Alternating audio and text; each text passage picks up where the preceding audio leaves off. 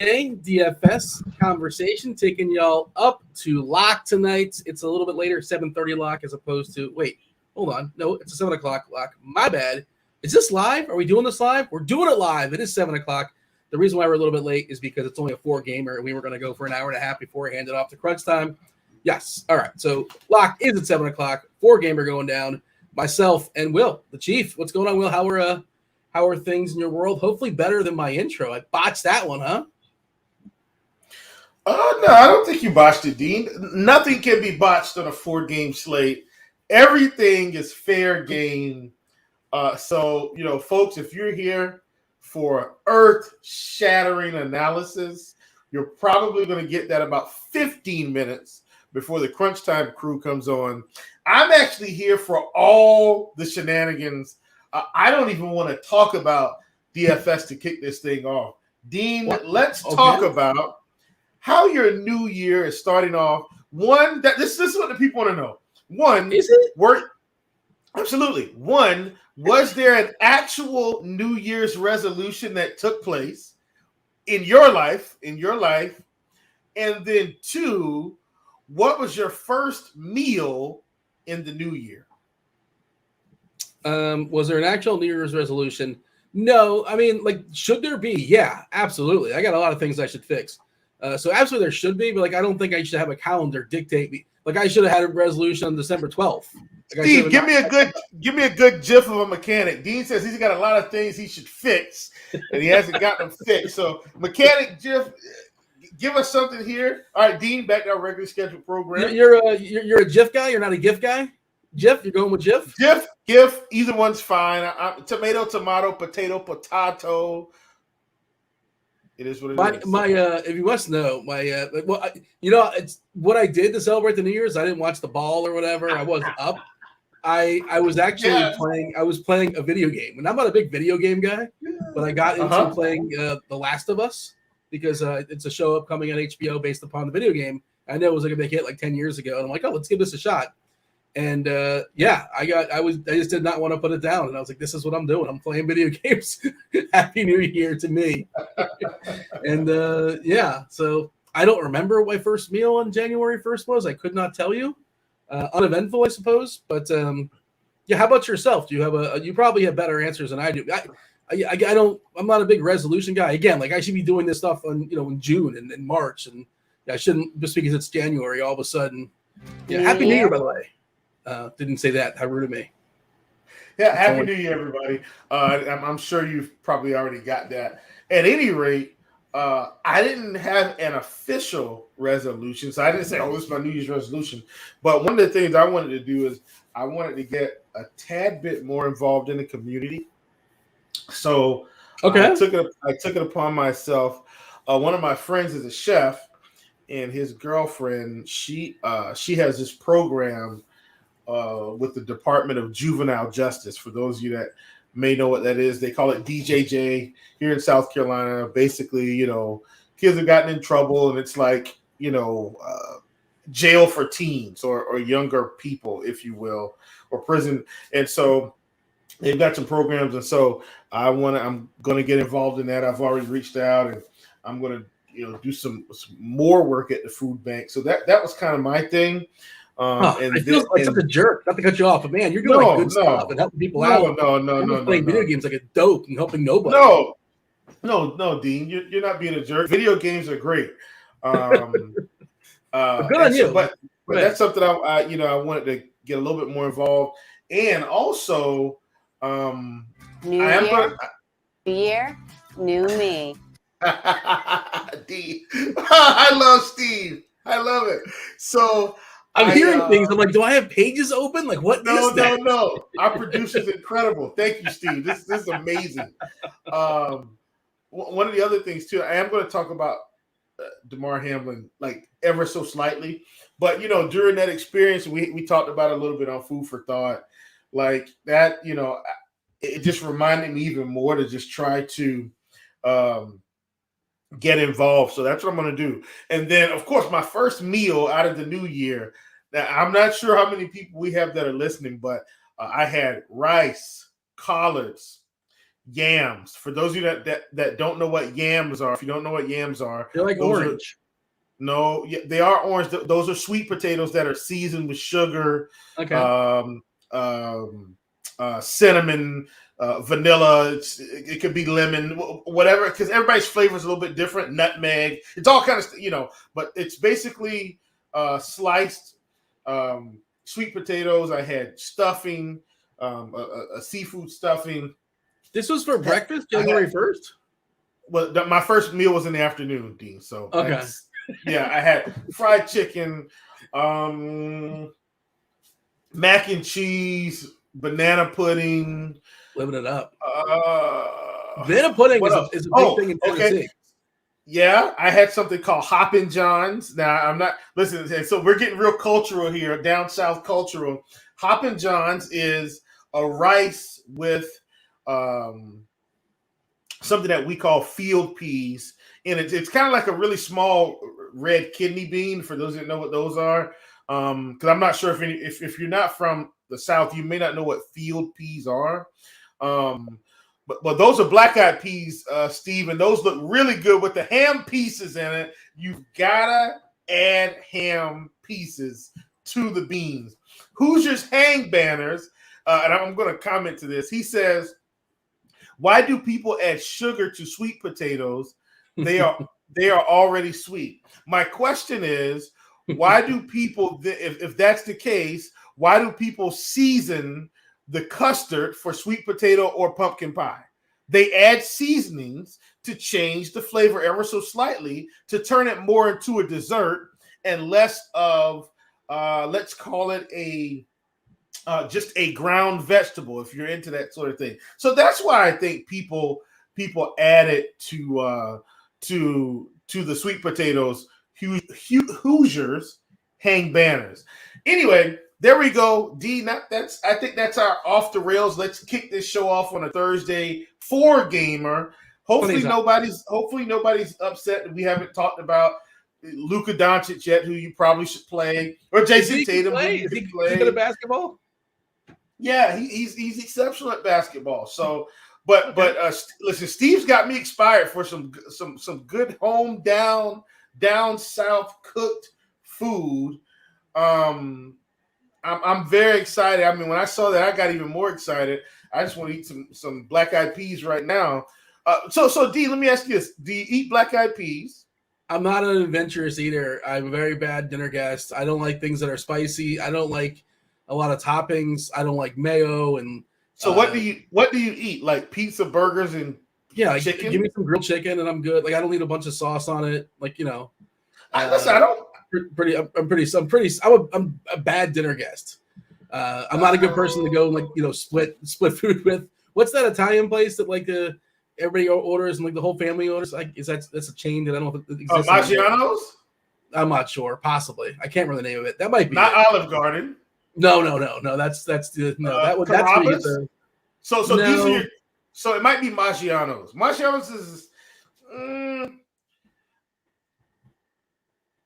let's see. Anyway, you go ahead, Dean. Sorry. It might be Maggiano's though. Maggiano's Boca de Beppo is what I was thinking of. I'm way off. Maggiano's. Chief says Maggiano's Boca. That's Boca de Beppo. It's Boca de Beppo. I'm not sure. I didn't think Italian. My apologies. Oh, hold on, Derek. So wait a minute, Dean. So Derek, listen. Derek says, pro tip: marinate your chicken breast in Italian dressing for 24 to 36 hours. Can cut it with a fork. Absolutely, Derek. And Derek, somebody taught Derek how to cook because that Italian dressing marinated. Dean, you like grilled chicken? Marinate that chicken in Italian dressing. I'm telling you, I mean, some of the most flavorful chicken you're going to have. Derek, I've got another pro tip for you, and this is a chief specialty. This is my personal recipe. I'm pulling something out here. Laurie's makes a lemon pepper marinade, okay? Laurie's lemon pepper marinade. Oh, Derek went to Johnson & Wales, so I don't need to be telling Derek anything. But I'm still going to share this with you, Derek. Laurie's makes a lemon pepper marinade, and I'm going to give you specific brands because I do feel like those matter. You got a promo code? Promo code GRINDERS, okay, for the Lawry's lemon pepper marinade. Derek, try this. Marinate your boneless chicken tenderloins, chicken legs, breasts, thighs, wings, whatever. Marinate that in the Lawry's lemon pepper marinade, and then afterwards, whether you grill it, bake it, however, grab, if you can find it. You may not be able to find it. Derek, if you can't find this, you want to try this recipe, I will personally, if you can hit me up, Twitter, Discord, wherever, I will personally send you a bottle of Cattleman's barbecue sauce. Cattleman's Carolina Gold barbecue sauce. If you can't find it where you are, Derek, let me know. The chief will personally ship you a bottle, okay? I will personally ship you a bottle of this so you can try it and let that thing come together, Derek. And I know you'll probably put a little pepper on there, a couple other things. Oh, yeah, Derek's in Charlotte. Good. You'll find it, Derek, because you're in the South with me. Find that Cattleman's, and you're good to go, brother. I'm telling you. And I know you're going to season your chicken, but after you're done with the whole process, take that brush and put that Cattleman's Carolina Gold on there. Life-changing. All right, D, I think this show is ready to kick off. This has been fantastic. And I'm learning a lot. Yeah. But I don't. Is this weird? If I eat a salad, I don't like I don't like any salad dressing. Is that odd? Like people give me that look before. Like dressing to me is kind of gross. So like honey mustard. Okay. Oil and vinegar, all that nonsense. It's not one last one. This is GR Sauceda 12. I think that's Sauceda. If I got that wrong, I'm sorry, okay? But I think that's GR Sauceda 12. He says he's a Sweet Baby Ray's guy. I've got another technique for you. I'm aware of them. If you haven't figured it out, I like to eat. So Sweet Baby Ray's, go ahead and put that on that hamburger before you put it on the grill. Or as it's grilling, go ahead and take that brush a little bit of Sweet Baby Ray's on top of that burger. Let it cook in, let it sink in while things are happening. Fantastic on your grilling. Now, this is something I picked up from my uncle. Don't laugh here, okay? It might sound crazy, but only when you're doing it on the grill. Not if you're baking it or pan-searing it. Nothing like that, okay? This isn't for that. This is only if you're going to put your steak on the grill. Take some pepper, right? Instead of using your Worcestershire sauce for your marinade that night, try this Sauceda 12. Instead of your Worcestershire for your marinade for the night before, take Sweet Baby Ray's, dash your steak both sides with just pepper. Don't have to do anything else. Just pepper. And then marinate the steak in the Sweet Baby Ray's barbecue sauce overnight. The sauce is going to come off, right? As you put it on the grill. Don't worry about that. But then, as that thing begins to simmer on that grill, the flavor explosion is going to happen right before your eyes. Try that GR Sauceda. That's a tip I picked up from my uncle a little while ago. It's going to be a hit. I'm telling you, it's going to be a hit. Mr. Richard here says, find a great Montreal rub for grilling works too. You can get that Montreal rub with the brand by McCormick. McCormick makes a really good Montreal rub. I'm telling you, it's great. They've also got a steak rub as well. But McCormick, they make good. They've got a good. They've got a good Montreal rub. Worcestershire sauce. Thanks, Kit Cloud Kicker. I know I'm messing things up here. If I am, charge it to my head, not my heart. I'm just putting out a few little cooking tips here because I think this is a slate we could get away with some shenanigans. And there you have it. Dean? Yes. Back over to you. I'm going to concede. I think this was a good segment, guys. I enjoyed interacting with you. And I always went Worcestershire, but I'm not certain either. I never really knew how to fully pronounce that word, and I think it's German. I feel like it's a German word, but yeah, maybe you are nailing it. I don't know. Somebody has to chime in and let us know how to pronounce that correctly. Oh yes, so they know. My man, Conscious Machine 413 says Montreal steak seasoning from McCormick is GOAT. It is, bro. Like, it's really good. Now, Conscious Machine, sorry, Dean. I promise I'm not trying to hijack this. I have found. Am I on the right show today? Yeah, we are. I have found another dry rub that I like. It's if you can look this up, I've got it downstairs. When I did my fiance's I was called family reunion, basically what it was. Her family reunion, 4th of July. I marinated the ribs, and I'm going to say it the way I say it in Worcestershire, or whatever it is. Yeah, Worcestershire. That's how I typically say it. Anyway, I'm just going to say that for now. Worcestershire sauce. So I marinated the ribs in Worcestershire, but then I've got a dry rub. It's called Smoky Salt and Pepper Dry Rub. And I can't remember the brand. I found it. I said, man, I got to try this out. And so I tried it. It was incredible. So if you can find it, it's a smoky salt and pepper dry rub.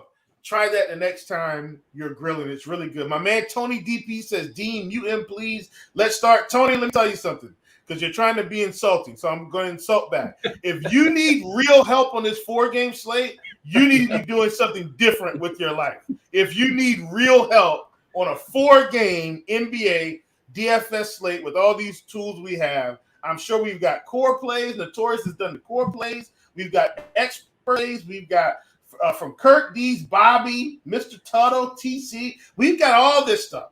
So I think I'm in there too. You didn't? Yeah, I'm in there as well. I'm sorry. Yeah, Dean is in there. If you need actual help for cash games or tournaments, you need to close your laptop or turn off your phone and pray, because that's crazy. All right, now, Dean, let's get the show back on the rails. I know I was very insulting, but come on, guy. Like, don't be like that. This is a 4-game slate. We're going to cruise through this thing in our sleep.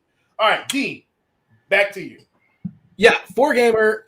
Not a lot that we're waiting for as far as news. Paul George is in the late game. He's currently questionable.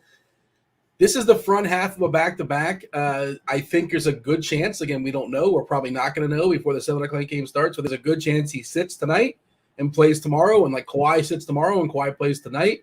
That's my guess, but we'll see. Stay tuned. My assumption is that George does not play tonight. Tomorrow night they play I had it written down somewhere. It doesn't matter. They're on the road playing against somebody. Bull is still out with the health protocols. We'll talk about Orlando in a second. Eric Gordon is expected to play on the back half of a back-to-back, and it's weird because if you hit optimals for us, we're still getting a lot of Houston guys. The Houston guys are a little bit cheap, and they want us to get Luka because Luka's amazing. Desmond Bain is out, which is a big deal, opening stuff up specifically for Fanduel. Dylan Brooks looks like a really, really strong play. He's good on DK as well, but he looks really, really good on Fanduel. Both places, Dylan Brooks is kind of popping. When has that ever failed us? Dylan Brooks being get ready for Dylan Brooks to score 5 real points, okay? Just go ahead and get ready for this. But I mean, it feels like we have most of the information. It's the association. Things will break, obviously. Memphis, Orlando is the very first game, 7 o'clock. You cannot ignore this one. This looks like a really good game. Back half of a back-to-back for Memphis, and it's a back half of a back-to-back for Orlando as well. Both teams in the back half. Memphis, of course, traveling. They did have a blowout last night, so the players were not fully exerted. Basically, none of the starters played. Who did they blow out, Dean? The sad, sad Hornets. My Charlotte, God. yeah. Jesus. Yeah. There's your Hornets, man. They're in trouble. It's not good. They're kind of fun to watch, at least. But it's not. Did you see that when John Morant was just sitting with the ball by his basket, letting the clock wind down? You know play I'm talking about? Yeah. Yeah, I know. 27 whole seconds to be exact. But that's okay. You know what? We're in the sweepstakes. That's what we're doing this year. Every month, somebody new is going to be hurt. They'll have to sit out a month. We're in the sweepstakes. So it'd be nice for Victor to come on to Charlotte. That'd be great. Currently, you're number one in the Techathon. I just see you're 10-29. Congratulations. Houston and Detroit right on your tail. San Antonio not far behind. All right. But I don't think we're taking on purpose, though. We're just bad. Yeah. It happens organically. 230 is the total. Memphis at Orlando. Memphis 7-point favorite here. They've been involved in a lot of blowouts. You look at their game log stuff, like why are these guys not getting a lot of minutes? Part of it is they just blow teams out sometimes. No Desmond Bain in the back half. Brandon Clark also out tonight. So Steven Adams looks really, really solid. He was just smashing last night. He's a tall player, and he played against Charlotte. So I think he grabbed like 15 boards. And again, he didn't play the fourth quarter at all. And his line was 14.5. I mean, he just got one extra rebound before getting pulled. It always happens that way for some reason.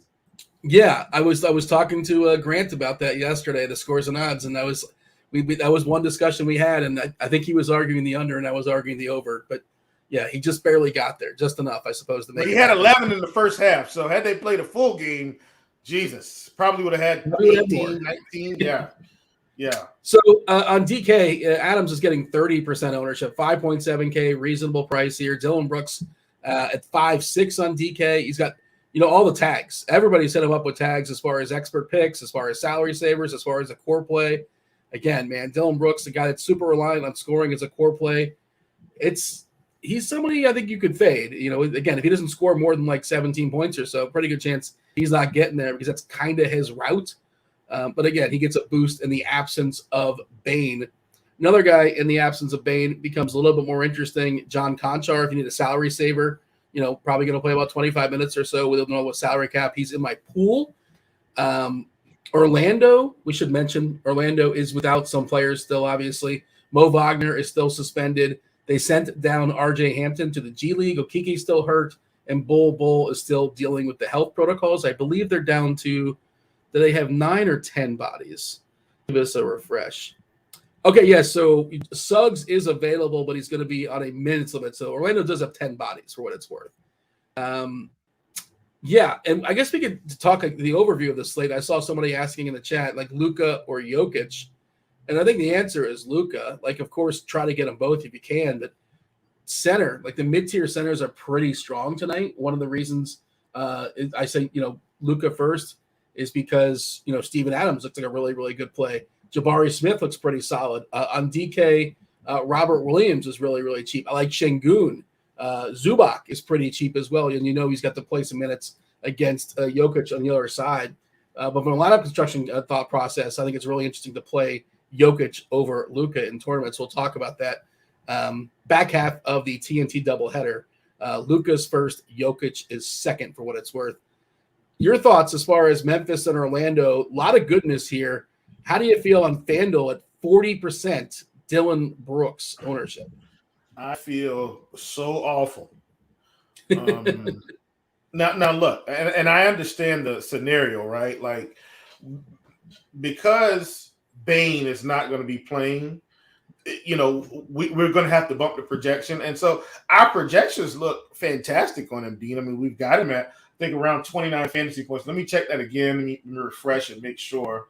So we've got him projected for 29.32 fantasy points.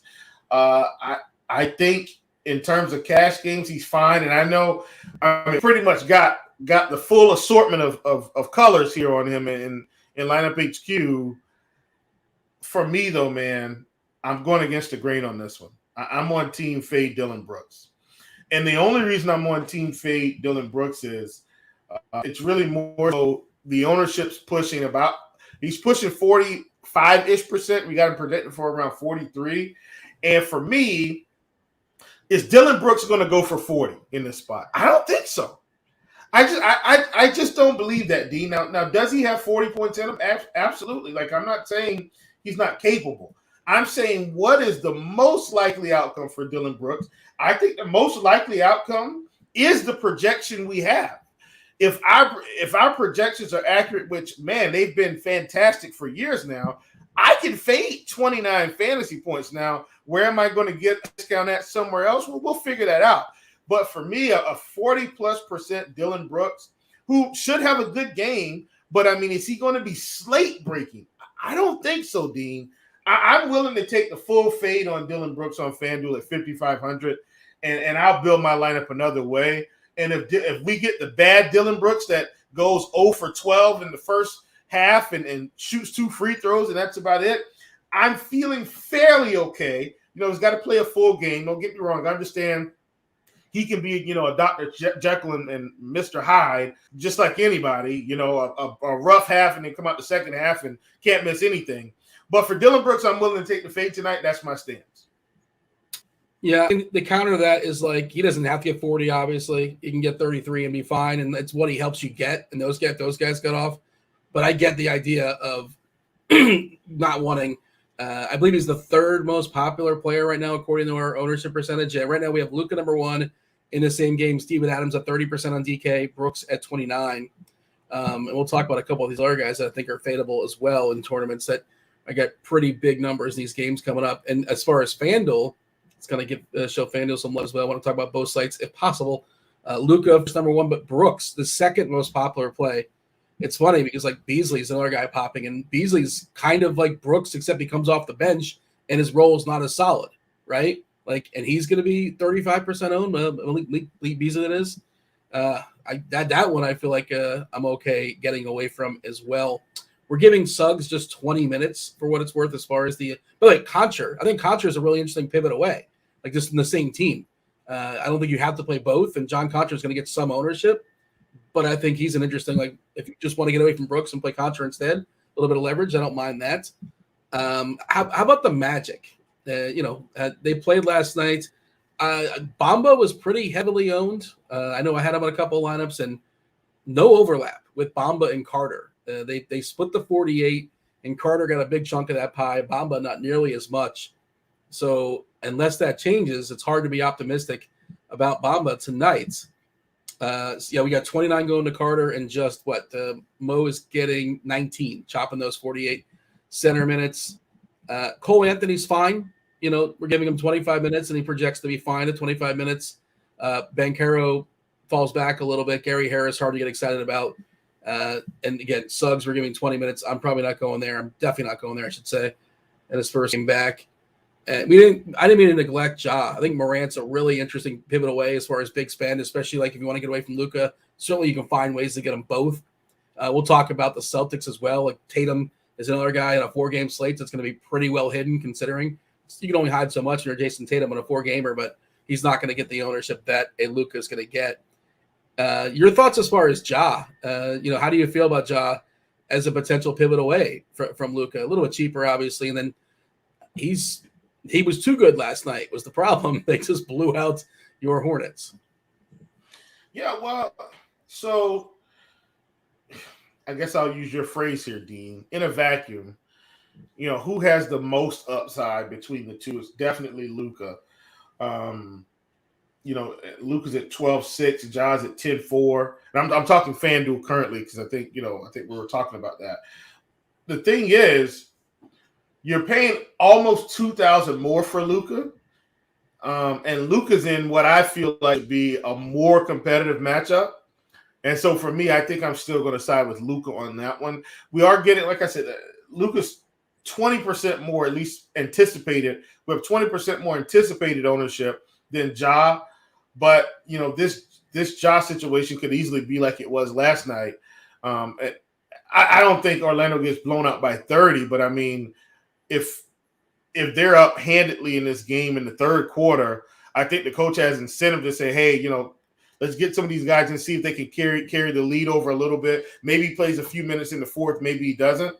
I think we're hoping that he gets it done early. And I know we said, well, we can't bank on blowouts. I get that. I totally get that. Any team is beatable. And you saw OKC just beat the brakes off the Celtics earlier this week. That was a big one. Yeah, anything is possible. And so, as I always say, and I always borrow this from, my good friend, long lost friend, JM to win, always have the imagination to think about a different thing playing out. If you do that and you can see that, then utilize it. All that to say, I'm siding with Luka over Ja straight up. But if I'm, in mass multi-entry, you got to get some exposure to Ja. Like, that's suicide to me. He could easily go out and put up 65. Luka puts up 60, and Ja becomes the optimal play. And, and you're ready to roll. Oh, he could put it the same, right? And you have whatever that extra salary you have left over, you can delegate and spend up on other spots. He doesn't even have to outscore him. But, yeah, that's a good point. I think Luka, Ja, 18% ownership on DK. I would try to be over that if I was making a bunch of lineups. Other players in this game, Triple J, certainly of interest. He's in the pool. I don't know how much I'm prioritizing him. If I end on him as like a last man in, sure, I'm okay with that, not blowing things up. I don't love Bankero at AK. I think he's fine. I wouldn't discourage it, but same deal with Carter. I think Carter's fine. I prefer to spend a little bit less as far as center. Talk about Adams, talked about Zubac. I think Şengün's a better play dollar for dollar, but again, not going to discourage playing Wendell Carter. The matchup against Adams, not ideal, but ideal. Adams is just one of the biggest, toughest dudes in the league. Got a battle for boards with him, but he's going to keep you close to the basket, I suppose. Anything else of note? Anything else you want to stress as far as this game? Well, I will say I think Adams is the best play on DK in terms of better to play him on DK. Where on FanDuel he's 7,300, 5,700 on DK. That's kind of a no-brainer, but wanted to point that out that there's a big price discrepancy between the sites on him with that. Yes, I don't want to say Adams is unplayable on FanDuel, but I need to make many lineups before I get to him.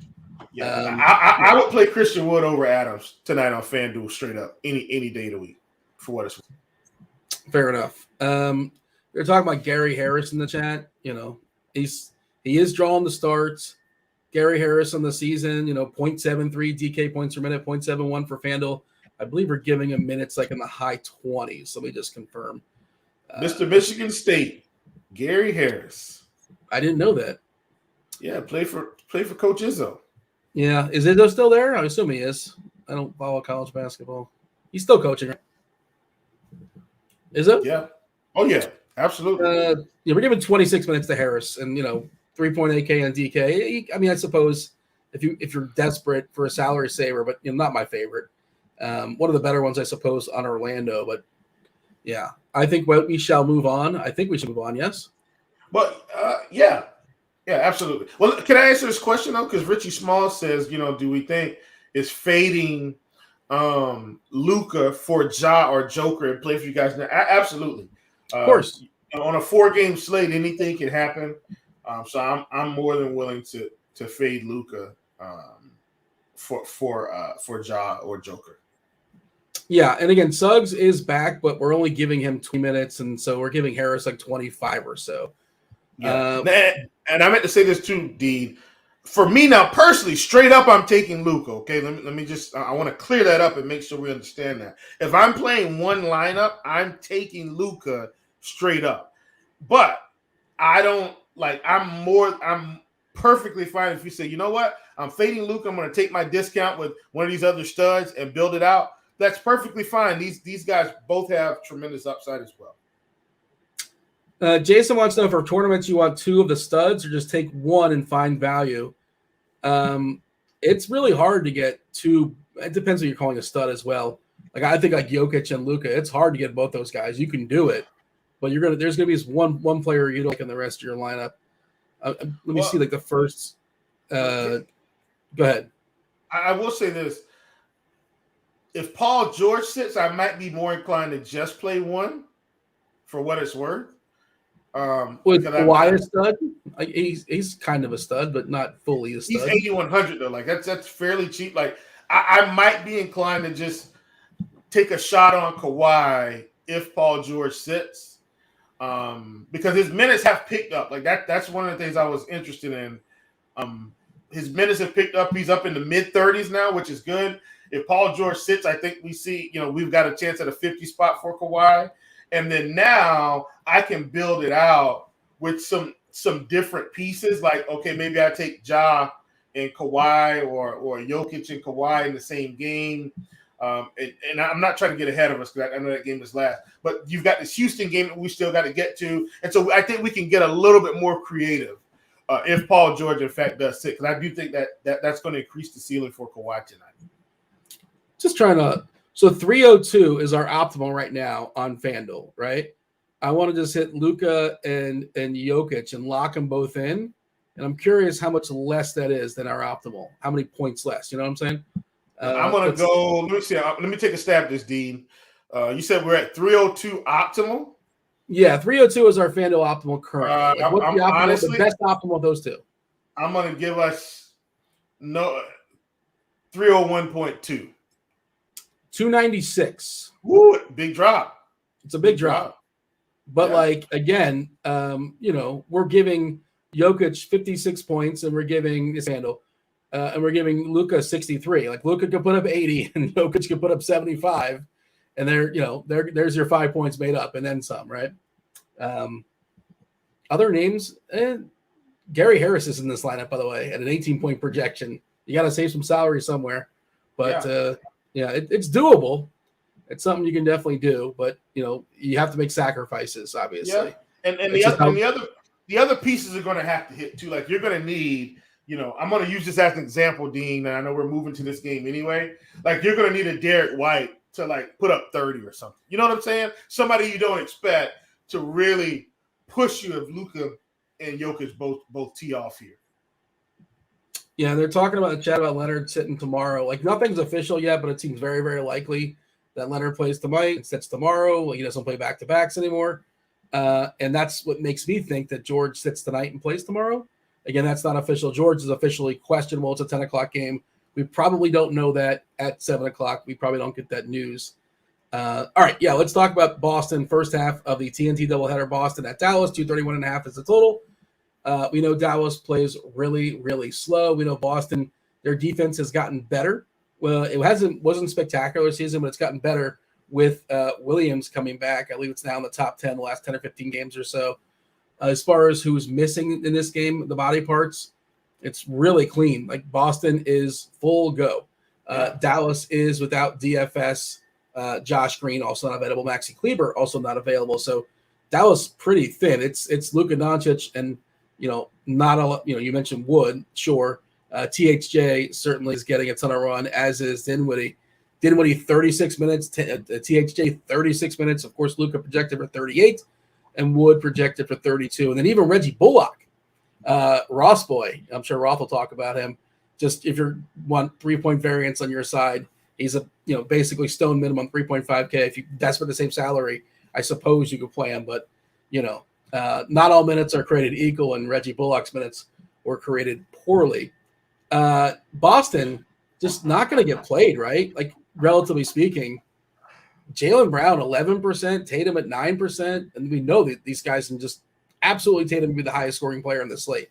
Is that the likely scenario? No, it doesn't have to be though. Like if it happens, 12% of the time, that's good enough. Talk to me about the Celtics. I think they're one of the more less interesting teams in the slate. Outside of, I like Robert Williams a good bit. On DK, I think he's too cheap at 4-1. Yeah, this is the game that interests me.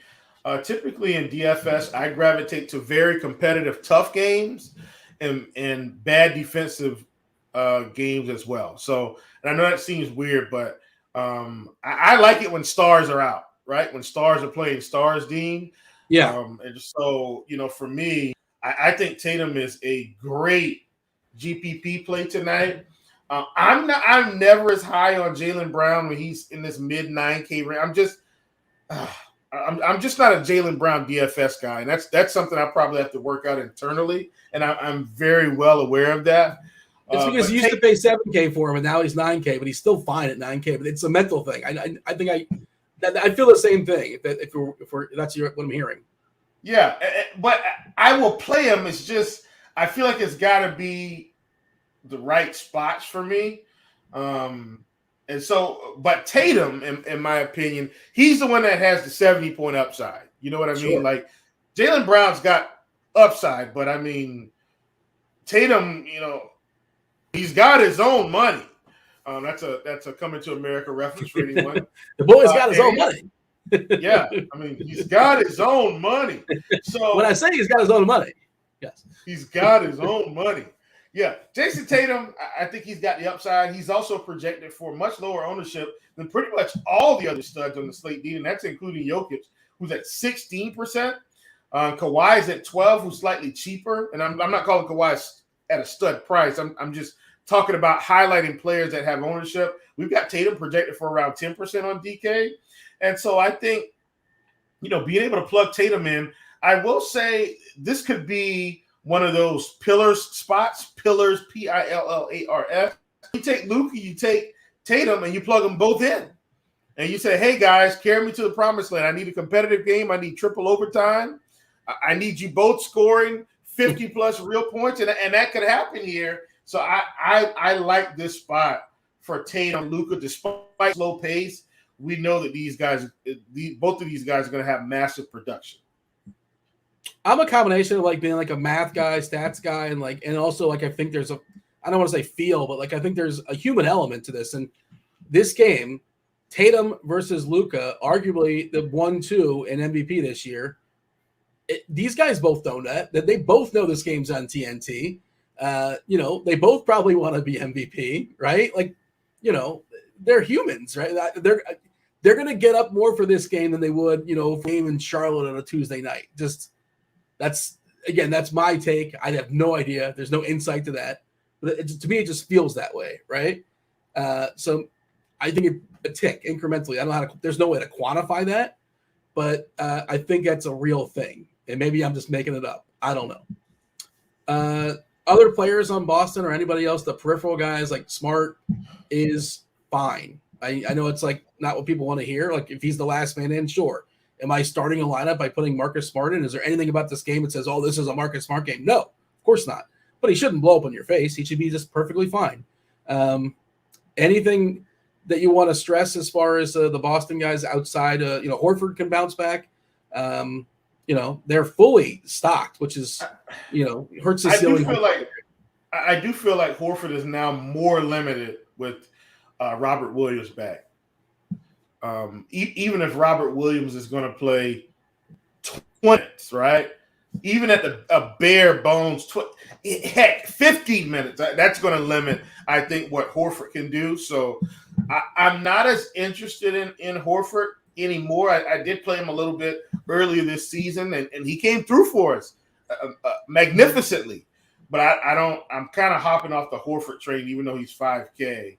I think Robert Williams is definitely going to impact his upside long term the rest of the season as long as they're both healthy. Anything else you want to stress as far as Dallas? Again, Luka, that's your own tolerance. He's a great player. We know he's a great play. He's going to be heavily owned. Beyond that, Wood's getting 27% on DK, Bullock 18% because we're a little bit tight as far as some cheapies. THJ 18%, Dinwiddie 10, 17. That's basically it. I think who's your favorite?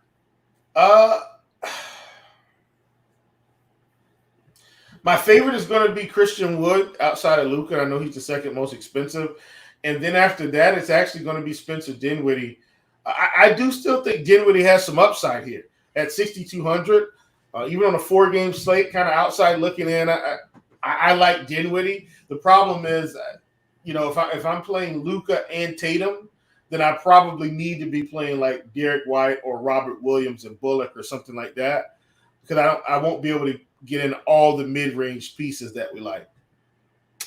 I was talking about fading Wendell Carter for Bamba. Just know, again, last night they chopped those 48, and Carter got a ton of those minutes. They did not play a minute together. Now they have played 90-plus minutes together this season, so that doesn't mean it can't happen. But at this state, if that's what their plan is going forward, Bamba is really limited, and basically you're begging for him to be super efficient or Carter to get in foul trouble or a blowout. Yeah, it's not a great math play, Bamba, but theoretically it happened, sure, I suppose. Let's talk about the next game on the slate. Next game, two bad defenses. Utah at Houston, 231.5 is the total. Utah, 7-point favorites. Houston and Utah, this is a matchup of two of the 4 worst defensive efficiency teams in the league. Utah, they give up the most points in the paint. However, they yield the fewest opponent three-pointers made. So they are a sieve to, how football teams, they're a pass funnel or a run funnel. They are a dunk funnel. They are like a paint funnel. They do not give up threes, the fewest in the league. Houston, same game on the other side, they give up the most made three-pointers. Also, Houston, no team allows more steals than the Rockets. They also get their shots blocked the second most. So it's a really good stocks spot. If you're good at predicting stocks, maybe you think Vanderbilt's going to find himself 5 stocks. Better chance than other nights. But your thoughts as far as the Jazz and Houston And a lot of Houston's hitting stuff on DK because they're a little bit priced down. And I would just warn that, like, they're fully healthy. Even Gordon expected to play. He's not on the injury report. Even Jayshawn Tate is back and available. So I guess he's going to play, 15 minutes or so. I think he hasn't played in, at least a month, it feels like. They're going to ease him back in. Like, he was once a starter. I don't think he's just going to jump back and start. We're giving him 60 minutes for what it's worth. But the prices are pretty good. Like, Smith at 4.8 is pretty solid. Şengün at 5.8 is pretty solid. The Gordon thing at 3.5 is hitting some optimals, and I hate that. Again, Gordon, how does he get his points? By hitting threes. Utah does not give up threes. So I think it's a really bad spot for Gordon. And he's also playing a back-to-back, which he doesn't do often. So, yeah, Rockets, Jazz, what do you got? This is a very interesting game on paper, Dean. And I think if you would have told us at the start of this show that, hey, man, we're not as interested in the Houston-Utah game as you would think, you probably said, what? We need to be involved in this game. Well, Dean, here's how I think you play this game tonight, to be honest with you. I think you stack this game or fade it. That's kind of my read, because, like, Lauri Markkanen could go off on this team, like he really could. I mean, it could be a feast for Lauri Markkanen. It could be a feast for Kelly Olynyk. It could be a feast for any of these guys. I do think the Utah guys are more appealing than the Houston guys for me because of all these bodies. Like, well, you got KJ Martin, Jayshawn Tate, and Tari Eason, and all, everybody's playing. It's not as interesting to me, but I think that's my approach on this game tonight. I'm not like really picking pieces. I'm stacking this game, and here's why. Because stack this game, there's no way I'm getting Luka. There's no way I'm getting Jokic. You get what I'm saying, Dean? Like, I'm not really going to get to those pieces because Markkanen's 9, KPJ is 7,600, Jalen Green is 6,600, Clarkson is 7,300, and clearly we might not play all the same pieces. But my point is, if you want the main guys, you're not going to be able to get to some of these other guys, maybe outside of Kawhi, if you're trying to get another fairly high upside play. And that's if Paul George sits. Paul George could very well play tonight, and then I'm not as enthused about Kawhi. But my point is that's the reason my approach is stack this game or don't worry about it at all. All right, fair enough. I feel like you're kind of boxing yourself in a little bit, because I think you can just go 1-1, and then some of there's just good players that make other stuff work, I think. And a lot of them are really cheap. The Markkanen one, that's probably like if you want to stack the game up, I suppose. Like, he just seems overpriced, but he's another stud that can certainly get there. But like, if you just want to play, if you want to play Şengün and Clarkson, like just those two, that's not a stack, right? That's like a mini on a 12-game slate, I suppose. Yeah, but I could. So for me, if I'm like really stacking a game, I'm considering more like 3-1, 3-2, so forth and so on. Like, gotcha. Yeah. So I mean, clearly you can play Olynyk, you can play these guys, but I'm saying all in all, I'm not playing Kevin Porter Jr. like straight up tonight. Do you get what I'm saying? I'm not really going to play Markkanen just straight up by himself and put him in the build. That's not something I'm going to be doing. If I play those guys, I'm playing them together, and I'm choosing to fade the other side so I can get exposure to this game because now what I'm saying is highly competitive, high scoring. This is all the production. Favorite play in this game for me is probably Şengün. I like Clarkson a good bit as well. I think Clarkson could get going from 3. Beasley isn't one that's scary because we did see him mostly close last game. He played over 30 minutes. Vanderbilt was kind of the guy left on the outside looking in at 25 minutes. You never really know who's going to close for Utah. It's very much depending upon game flow and situation and all that. And I like Smith a good bit at 4.8. That's a pretty fair price. We didn't talk about Porter, KPJ, or Green. Like, Green is they're both certainly in the mix. They got to be in your pool. And if you're talking about stacking the game, I assume you have at least one of those guys. We saw KPJ get up to 40+ minutes the other day. They're both interesting tournament plays that not priorities, but are perfectly fine. Let's move on. Let's talk about the Clippers in Denver. I believe we have SO cards and Andy Means and Roth coming in about 5 minutes or so as far as the crunch time, taking y'all straight up the lock. Before they come in, hit that like button, subscribe, and turn on those notifications.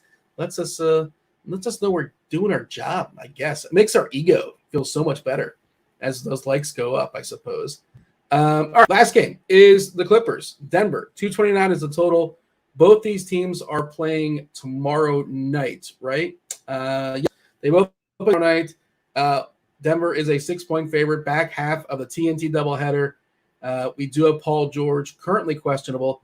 I did want to see if we have a what-if set up for it. We do. And we're expecting, if that happens, if George does sit, Kawhi, it looks like a pretty positive value, especially on DK, getting 41 DK points, about 40 on FanDuel. And Zubac looks all right. And I don't mind Zubac either because this feels like a spot where they are going to need his size. They're going to need his girth with Jokic on the other side. All right, talk to me about Denver and the Clippers. What do you got for me? Yeah, man, if Paul George plays, I'm not really enthused about the game at all. Maybe outside of, Jokic at the top, maybe a sprinkle of Jamal Murray. If PG is out, then I'm a lot more intrigued by this team overall because you're going to end up Zubac's cheap, Morris is cheap. Kawhi would, in my opinion, would be considered cheap. He'd probably need to be roughly $9K to $9,200 in this spot if he's out. And so I'd be really into him at $8,100. Heck, even Reggie Jackson at $4,400. As much as I hate playing Reggie Jackson, I think you need to take a shot on well. John Wall, like they've got a bunch of these 4K pieces, and I think all anticipated build around Paul George and Kawhi playing. If Paul George sits, I don't mind probably 3 or 4 of these 4K guys from this game should be competitive, and if they can keep it close, you're going to see some of these cheap guys close for sure. Again, this is a 10 o'clock game, and the Utah Rockets game, the third of the 4 games listed, is 8 o'clock. Very decent chance. We do not know about Paul's situation. I'm okay. Just, I don't want to call it rolling the dice, but playing. I think Kawhi's, you're not dead if Paul George plays. Like, Kawhi's still playable at AK. Let's see this. And Eric Gordon's going to play, will not have a minutes limit per the coach. Interesting. Trying to see if anything is coming in as far as the Clippers. No, I don't think so. This is just a bunch of stuff for tomorrow night. So I'll just hope George sits, and I feel a lot better about Kawhi, but I think he's still playable. Of course, if you want to set some stuff up, some 2v2s or 3v3s, be prepared. But that's, you're basically stacking up that game. Jokic, we touched on him earlier. If he's going to be as low owned as we're suspecting on a 4-game slate, he, by the way, leading the league in triple doubles. He's got 9. Luka's got 8. The next guy has 3 for what it's worth. I believe Giannis, Giannis has 2, I think. Yeah. Those guys are just, the kings of the triple doubles right now. Basically, they almost have as much as the rest of the league.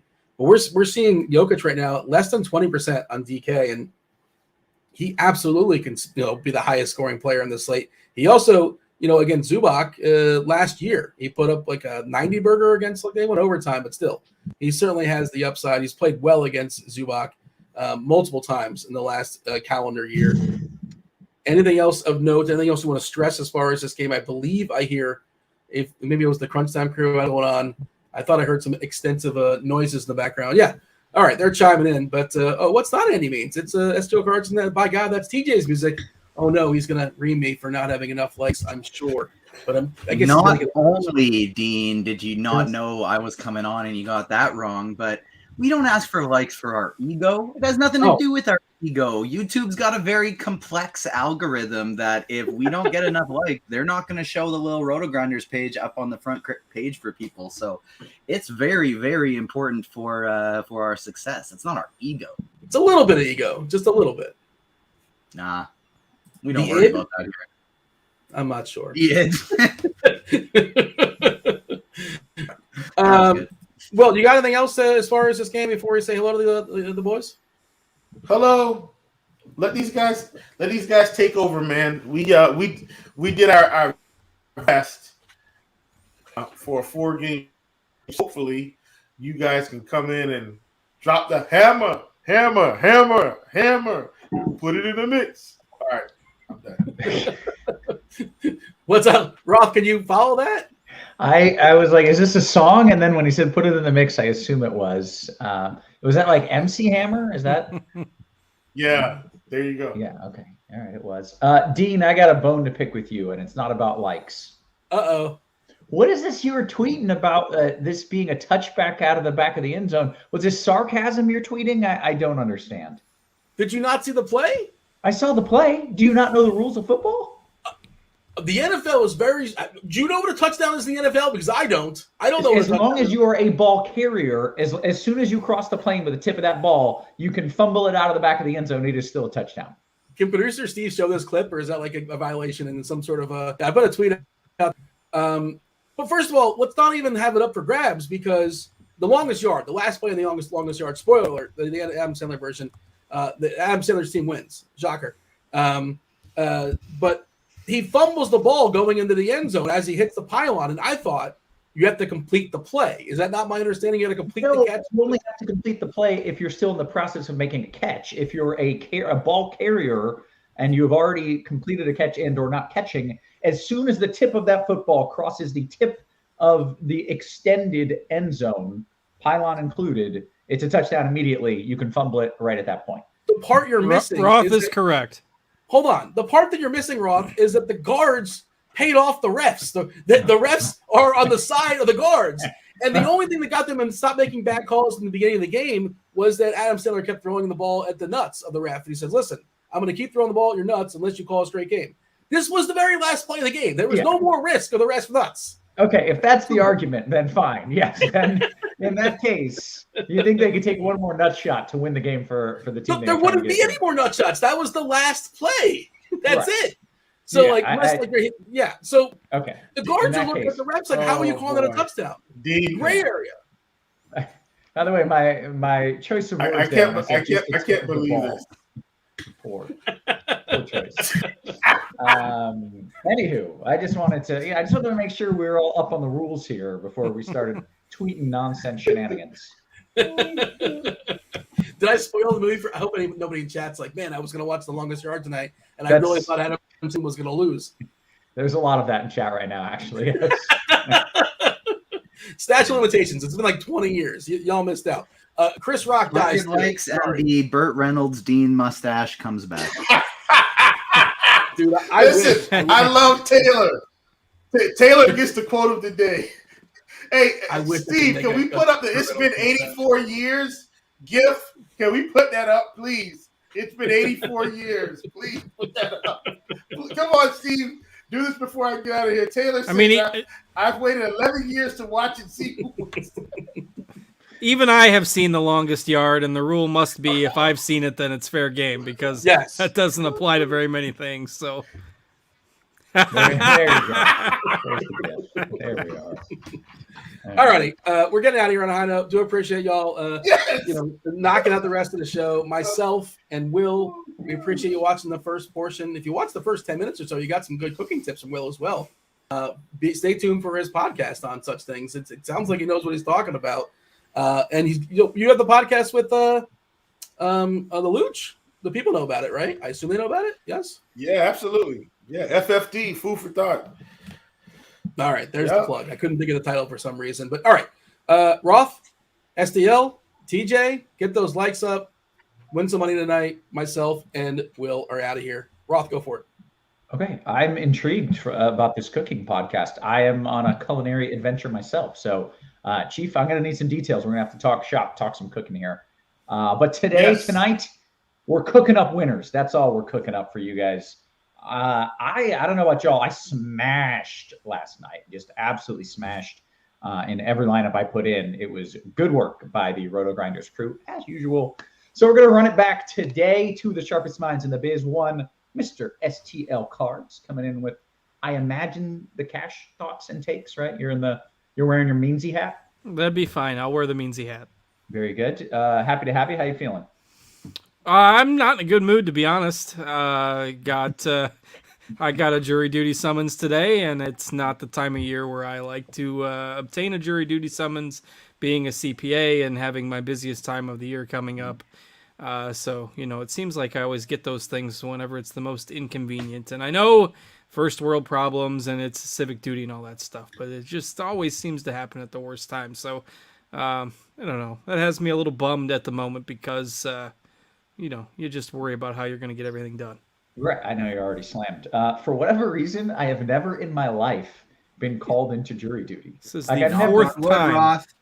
I've never even gotten the hey, you might have to report. It's as if I don't exist, and I don't know why that is. I'm registered to vote, all that. See, that's what bothers me. This is the fourth time I've gotten one. I don't know. So hopefully I can continue avoiding it because I don't want to do it either. Hey, we got TJ as well. TJ coming in with the GPP takes. In Canada, they don't actually have you do jury duty. They just bring in the Mounties and they spin a revolver and they point it at you. And if it clicks empty, you're good. If it fires, it's game over. Right? Is that the judicial process? You 100% nailed it. Like zero inaccuracies. Yeah, that's what I thought. King List says you're a felon. That would explain it, which maybe I'm not allowed to. I got arrested one time in college for having a fake ID, and it was after 9/11, and so it was like a felony. I didn't have to go to jail or anything, but maybe that's why. Maybe because I had a fake ID buying booze, I don't have to do it. So shout out. I think it's 10 years if you're. I mean, you actually still have a felony on your record? No, I got it expunged like immediately. Then in that case, I don't think it. Oh, all right. Anyways, I don't think it matters, but otherwise, it's 10 years. Right, I think that you can't. All right. Well, now that we've talked about how I'm a felon, I have more street cred than anyone in here. Let's TJ, how are you doing, man? I'm doing pretty well, making some last-minute adjustments to my lineup here, figuring out how I want to work it. But we got a fun slate for it only being 4 games today. Okay, very good. I think it's a fun slate as well. Like yesterday, I felt there was no one I really wanted to play, and today there's a lot of people I want to play. So let's dive into it, guys. We have 28 minutes until lock. So cards. Let's go. And by the way, when I got arrested, it was just prior to the Super Bowl. It was about this time of year, and I was going to stock up on booze. I had just gotten this fake ID. And so the squad of underage drinkers sent me to go buy the booze. And on the arrest thing, it said a suspiciously young-looking man. And I came out with like $500 worth of booze. And I didn't make it to the car before I was apprehended. Anyways, that story aside, let's discuss cards. What are we doing? And they took all the booze. Cards, what are we going to do about this slate? Yeah, there's enough injuries tonight to give us some value, I think. And that's gonna, the priority at this point on Luka slates is whether or not you can fit in Luka. He seems to be in a class of his own at this point. I mean, you look at the production he's put up. The last 4 games of FanDuel points: 105, 76, 87, 64. He got 64 in the last game, and he was only 10 for 26 from the field. Dallas has all these low usage guys surrounding him. They've had some injuries, and he's basically just been doing everything. And it doesn't really matter who they're playing. And really, I'm not that scared about a matchup against Boston, who's been struggling a bit defensively. OKC put 150 on them the other night. So while Boston is a very good team and they can certainly score, I'm not avoiding Luka because they're facing Boston. So the question just becomes terrifying Boston defense that just got blown out by the OKC Thunder. Yeah, I said they just gave up 150 to OKC. It's not the team that's holding opponents to 100 points or 95 points or whatever anymore. So there's enough value out there tonight where I think you can fit Luka into a cash game build. And given the floor that he's shown lately, we've got him projected for 63 tonight. Raw points matter, and I think Luka becomes the guy you want to spend for. Whether or not you play him at point guard or shooting guard on FanDuel, it's kind of up to you. Wherever he fits a little better. Most guys that are relevant tonight are available at both positions. Dinwiddie's been playing a pile of minutes as well. I think those are the 2 Dallas guys you can consider in cash. I slightly prefer Dinwiddie to Marcus Smart for about the same price, but Smart projects like 0.7 of a point better in our projection. So take your own preference if you feel differently. Clarkson is okay as well. Benefits from a matchup against Houston. at 6,800. So all 4 of those guys are point guard, shooting guard eligible, and we have them as the 4 highest owned guys at point guard. I think Morant probably becomes the odd man out in cash games because if you're spending top dollar, you might as well get up to Luka. Kevin Porter, I think, is okay for GPPs. He probably doesn't fit in cash games either. I think the guard spots are primarily the spend positions tonight, with Luka at the top, and then kind of Dinwiddie, Clarkson, I suppose maybe even Mike Conley, but I prefer the other guys as your mid-range options at the guard spots tonight. If you get to shooting guard / small forward, again, a lot of guys multi-position eligible there. You might be playing some of those point guard guys at shooting guard as well, but if you're not, if you need a shooting guard option, this is where the value starts to kick in. Dylan Brooks is 5,500, so Memphis is without Bane and Clark tonight against Orlando. So with Bane out, I mean, Brooks should see a nice little bump in usage. He's only 5,500. They're facing Orlando. They're projected for about 118 points. He's only 5,500. He's probably your lock in cash games. I think Beasley is solid as well, though I don't feel quite as good about him as I do Brooks. But those are the guys at shooting guard, small forward. Maybe throw Tim Hardaway into that mix too, though he's slightly more expensive, and Brooks projects about 2.5 points better. So Hardaway's probably third on that list. Franz Wagner is back tonight, and I suppose he's all right at 6,500. Banchero, pace-up game here for Orlando against Memphis. I think you could consider those guys if you need some more kind of mid-range options with your wing spots, and both of them are eligible at small forward. Okay. If we move to power forward and center, Wendell Carter is probably going to be the most popular Orlando guy ahead of those other guys that I just mentioned because they've been so thin up front. But it is the second game of a back-to-back for them. He hasn't been back for that long, and he played 30 minutes last night. So Carter worries me a little bit. I don't know if I'm sold on his minutes, though he still projects pretty well, even with us only having him at 29. But I just say that to offer some caution. If you don't feel safe about Carter on a back-to-back, to lock him in cash games, I get it. Now, he is going to be like 35% owned if you just want to play him for the block. I kind of understand that too, but I'm a little bit concerned about his playing time. If you wanted to go down to somebody, the problem is, especially at like center power forward, there's not a ton of pivots that project that great. I mean, Michael Porter is okay. Olynyk, I guess, is probably the next guy up in terms of projections. Mo Bamba's a guy I've heard thrown about as a GPP pivot, but you're not playing him in cash games. So I have no strong stance on Carter, but there is maybe a little bit of risk baked in there. Jabari Smith, Jaren Jackson, a couple of other guys. I think you got to stick in that mid-tier price range because if you're prioritizing Luka, you're not going to get Jokic. You can't get Luka and Jokic together in a cash game build on FanDuel. So I think I'm kind of sticking in that mid-range, Jabari Smith, Michael Porter, Jaren Jackson, and then if you feel comfortable with Carter, I think he's fine as well. Okay, very good. TJ, you want to talk some tournament thoughts over on FanDuel? Yeah, annoyingly enough, I'm not getting one of my favorite tournament plays in my lineup right now just because I can't fit anything I like in with him in there. Luka is still my top spend up in tournaments just because he has shown his ceiling is unmatched. But Nikola Jokic is going to be picking up like almost half the ownership at over $1,000 discount. So he's a phenomenal tournament play as well. I love the idea of just making my guards Morant and Doncic though today, because unless Paul George is out and it opens up maybe some Reggie Jackson for me for tournaments, I don't really like anything at this point guard position outside of Luka and Morant in tournaments. Maybe some KPJ I like getting there. Maybe a little bit of Jalen Green when I'm stacking, but I'd rather get up to Kevin Porter. It's really just kind of a Luka, Morant, Porter, Clarkson, or Reggie Jackson for me if we happen to get Paul George out today. I think he's a very sneaky tournament play. And then at the other guard position, again, Luka is my favorite spend up. If I was going to play Jaylen Brown somewhere, it would be on FanDuel as maybe a run back there, but Dylan Brooks, I think, is kind of some good chalk if you want to make a pivot off of somebody who's chalky in tournaments.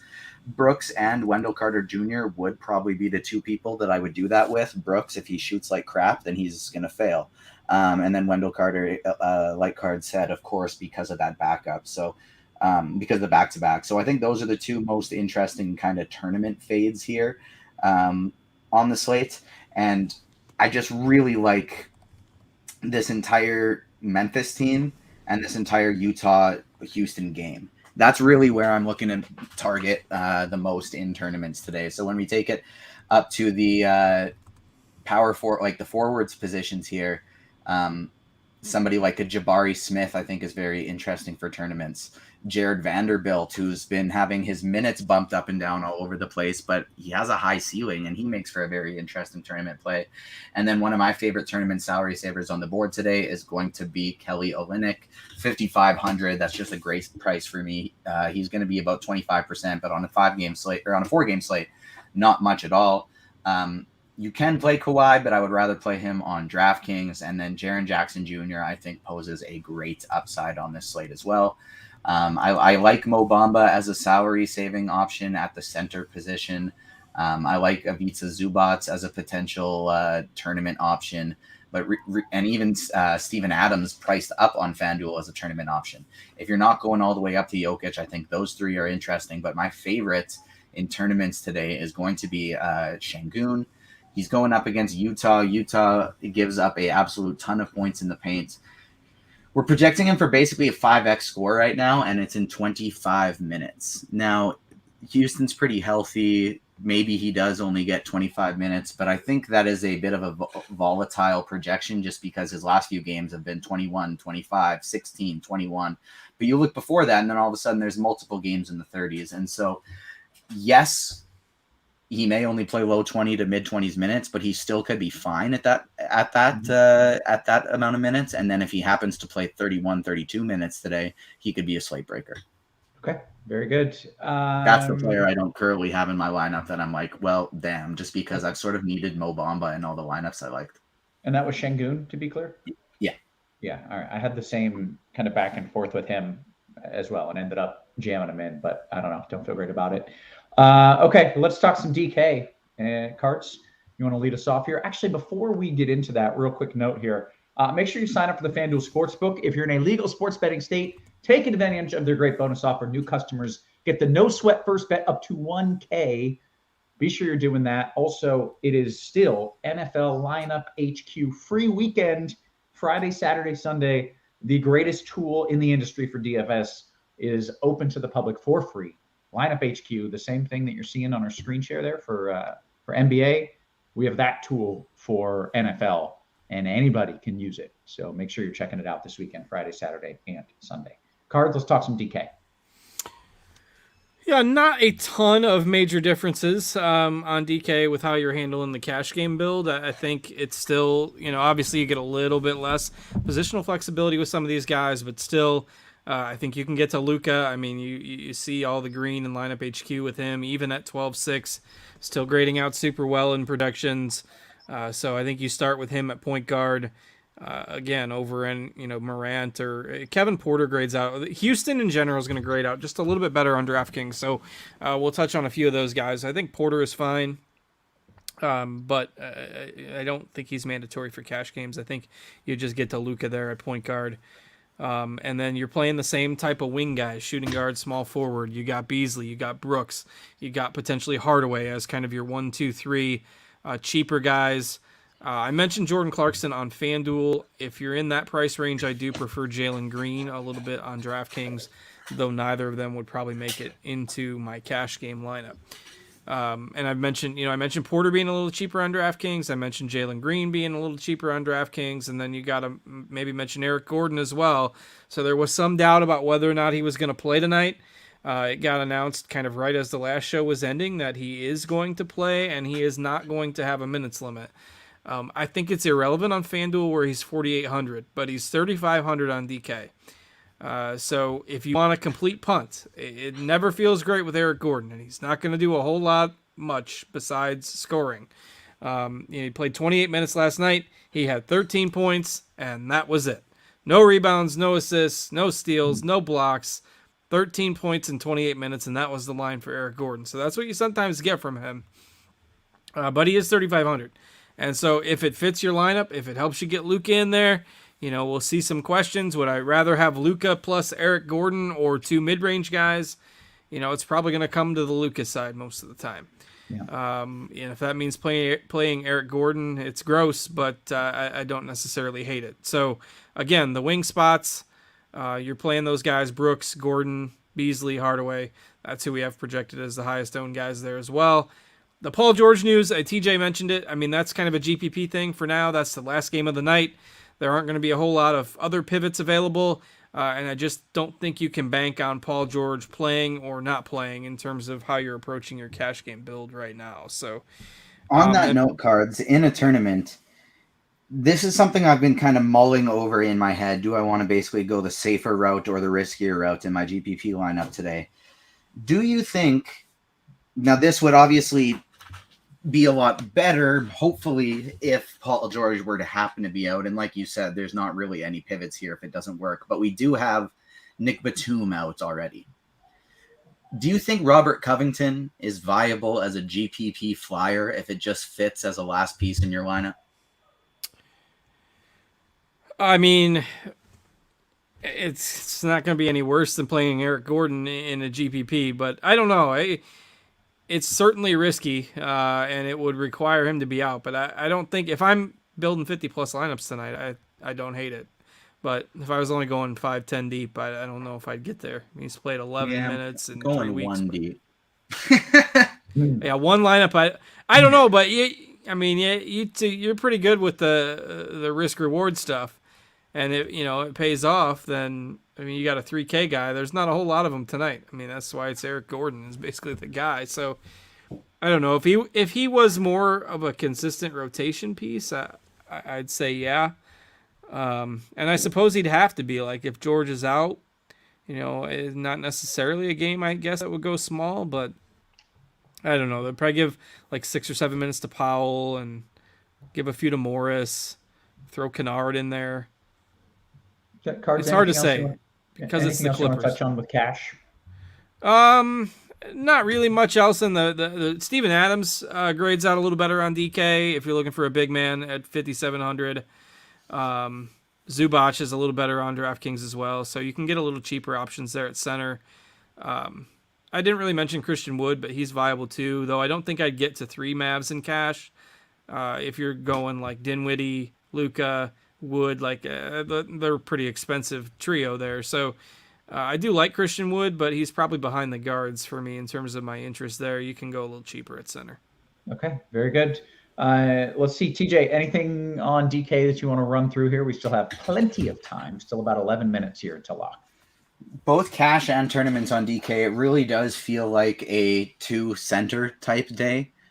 So many of my favorite positions today are at the center position. Obviously, like you have Jokic, but Steven Adams is priced down on DK. Great play. Ivica Zubac priced down on DK. Great play. Jabari Smith's cheaper. Jaren Jackson Jr. is cheaper. Kelly Olynyk's cheaper. These are all guys who are power forward eligible as well. But there's just so many players I really like today at the center position. Even somebody like Rob Williams is viable, I think. And Şengün, who I mentioned as one of my favorite tournament plays on the slate.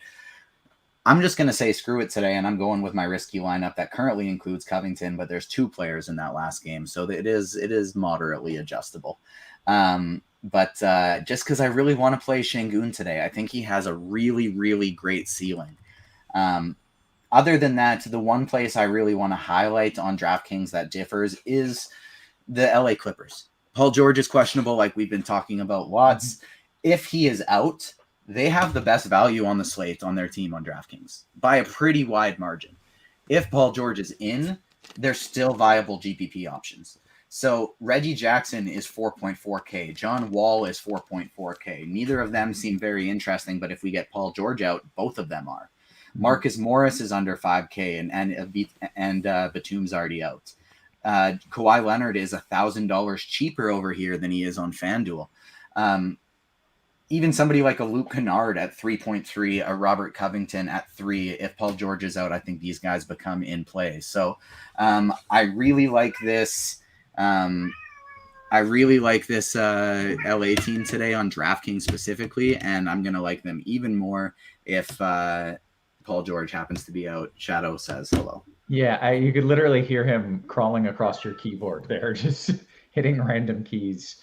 When we got him originally, like he was from the local Foster, but then they have like the showcases at the pet stores. And when we got him, they said, "Okay, just so you know, he is a vocal boy. He's a very vocal boy." And yeah, he yells. Good times.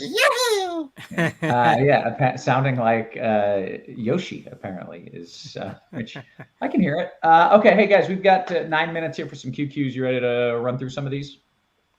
I was the goat in Mario Kart with Yoshi. Hang on. That's my guy too. This is the ID that I had when I was trying to buy the booze and got busted. How did you find this? That's amazing. It's good work. You're an organ donor? Why did you put that you're an organ donor? Why do you have one name? It was either that or Muhammad. Muhammad? Yeah, it's the most popular name in the world. Look it up. Read a book. God. Cars, it's from a movie. Just to be clear. No, right. I'm just wondering, did you just had it in your wallet or what? No, that's not that's not actually my ID. It's from Oh, the whole thing is I didn't have your face on the screen. I thought you actually literally did. No. Okay. No. I got it. I see it now. I didn't have the screen up. I had Lineup HQ on my screen. I got it. I thought you actually physically found it and you were like showing it off. So never mind. It was I got it. I get it now. I'm a little offended by 5'10", 150. I don't know if you put that in or those were the numbers from McLovin, but all right, hey, Photoshop from McLovin. Right, that's excellent work there. That's excellent. Okay, hey, let's get some QQs going here. Jumping over to the RG Discord.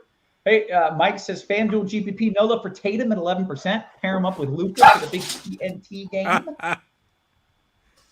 Dogs like Tatum today. Tatum is always a fine play in GPP. He's running one lineup. He's not somebody I'm going to be getting to today. All right.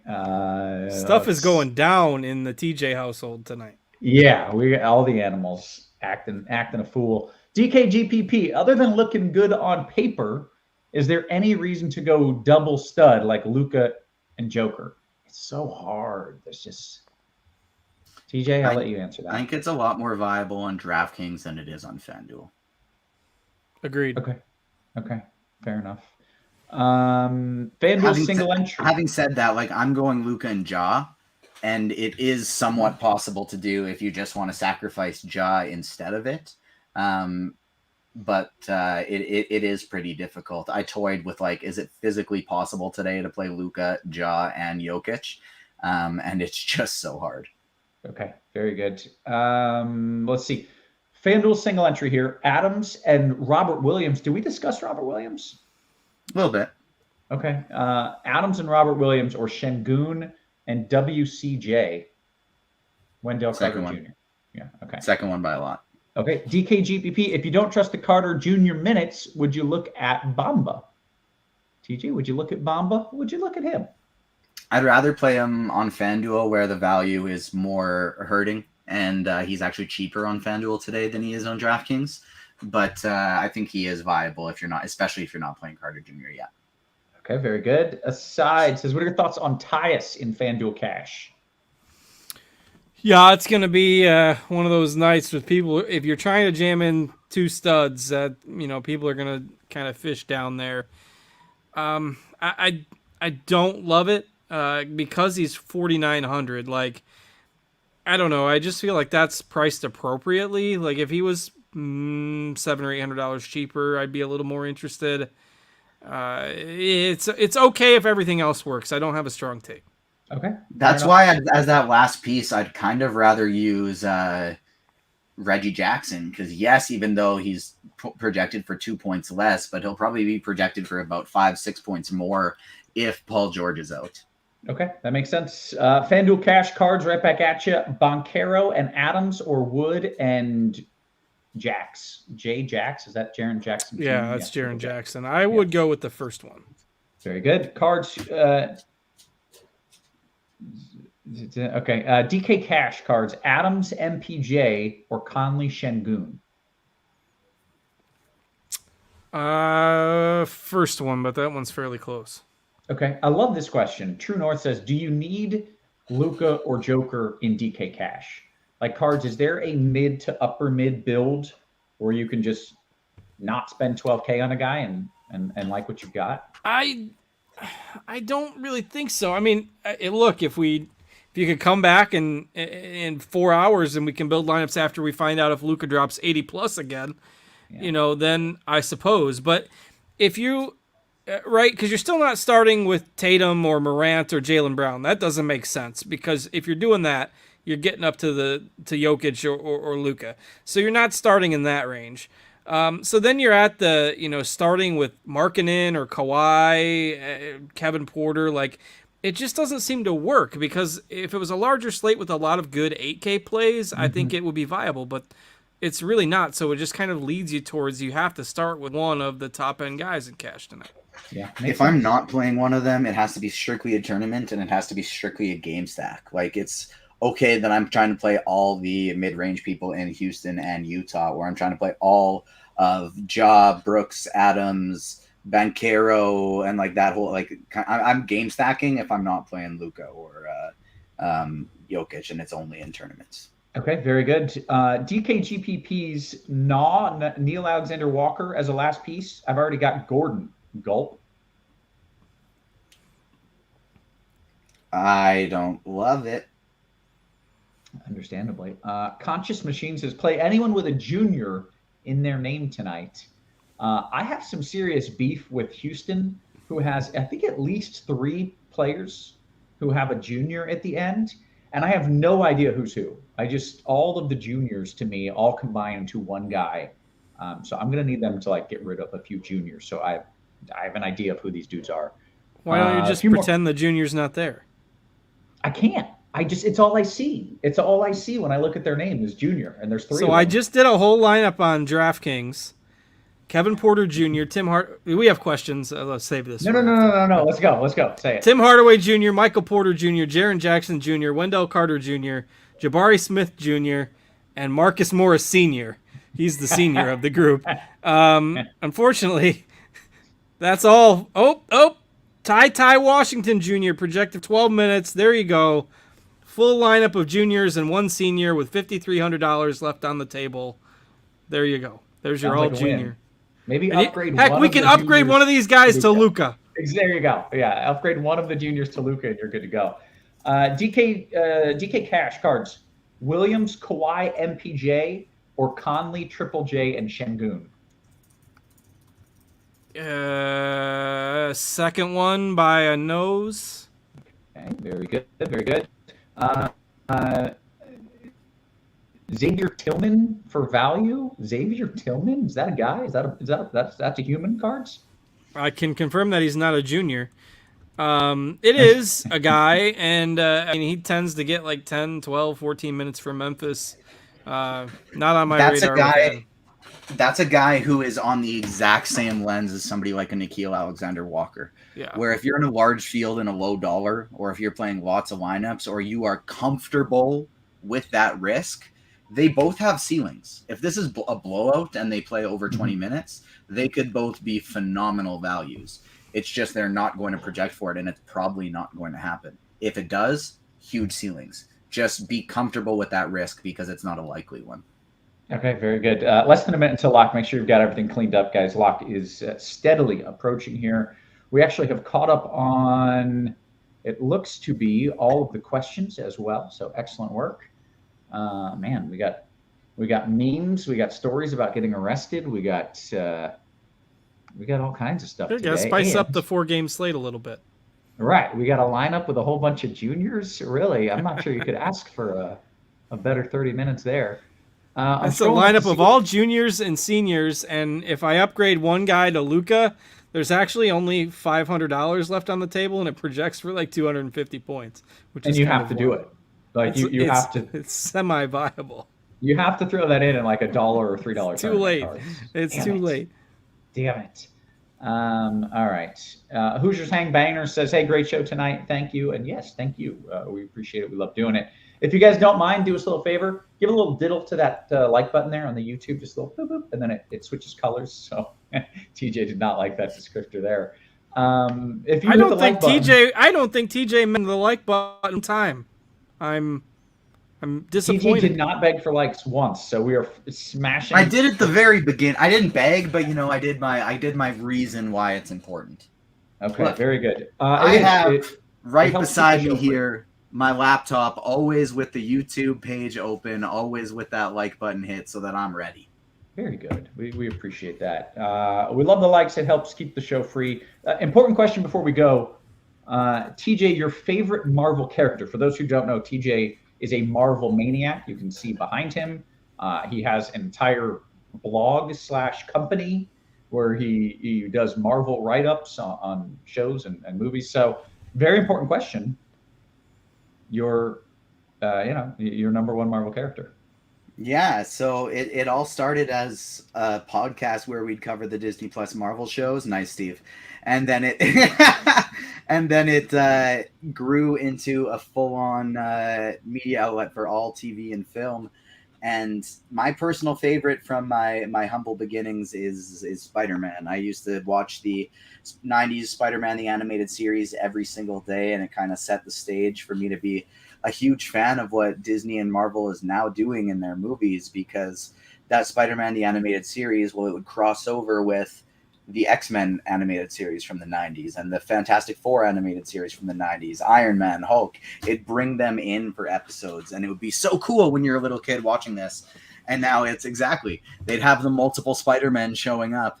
And now all of a sudden it's exactly what they're doing in the movies, that the same thing that they used to do in the cartoons and the comics. So it's very exciting for me. But Spider-Man's number one. If I wanted, Dean's upset with the chalk.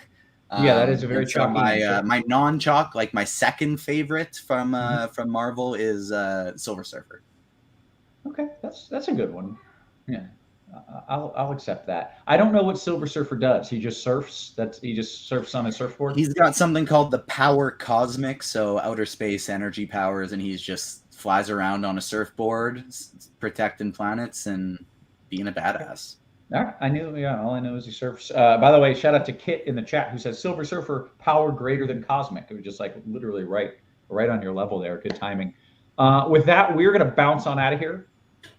Good conversation, good talk. Cards, you're not a Marvel guy, right? You do not even have a favorite. Yeah, no, we're out of time. Yeah. Yeah. So we are going to bounce out of here for Cards for TJ. For our wonderful production team, so good. Literally photoshopping ridiculous memes, just the best in the business. Guys, we appreciate you. We love you. We will catch you tomorrow. You have very nice, TJ. You have been crunched.